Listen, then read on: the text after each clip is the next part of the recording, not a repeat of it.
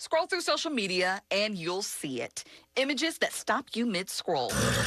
But not everything people share online is real. Do you think you can tell the difference between real images and AI images online?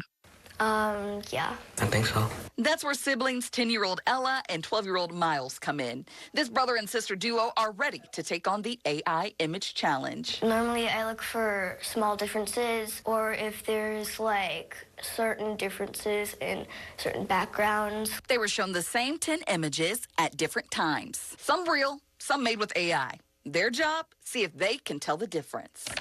First up, a sweet photo of a dog with kids.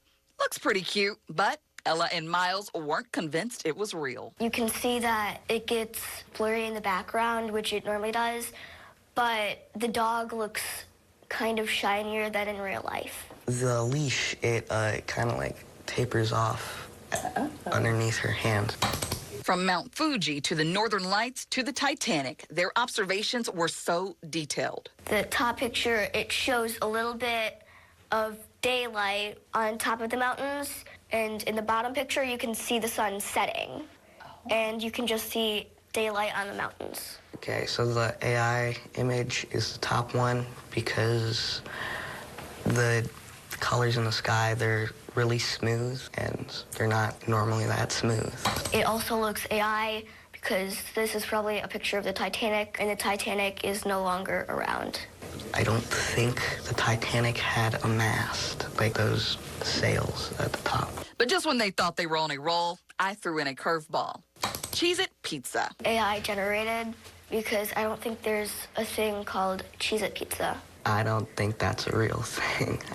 And a bag of fruit punch Oreos. AI because there's not really a thing called Oreo fruit punch, and the bag doesn't look realistic. AI because I don't think anybody would buy this. Little did they know, the Cheez-It pizza, it's real. Available at select stores. And those fruit punch Oreos, also real, but a limited edition from 2014 that never made a comeback. Ella wasn't born yet, and Miles was just a baby. Even their dad, Chris Adams, was impressed. I feel like I might have gotten a couple wrong if I had seen those. He says their family is starting to talk more about how to use AI ethically and carefully. Don't believe everything you read. Don't believe everything you see. Check things out for yourself and go to the right places to check it out. SSM Health child psychiatrist Dr. Jeremy Chapman says those conversations are key. One consideration with AI is that a lot of folks are preoccupied with what people are receiving from AI, but not enough people are focusing on what is the child seeking from the AI.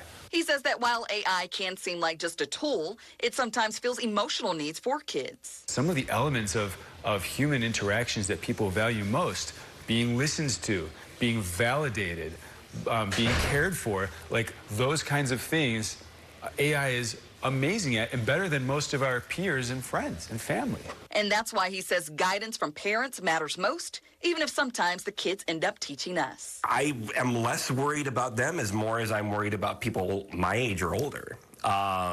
Listen to your kids. These siblings nailed 8 out of 10. It's a reminder for all of us to don't believe everything you see and never underestimate how sharp our kids can be.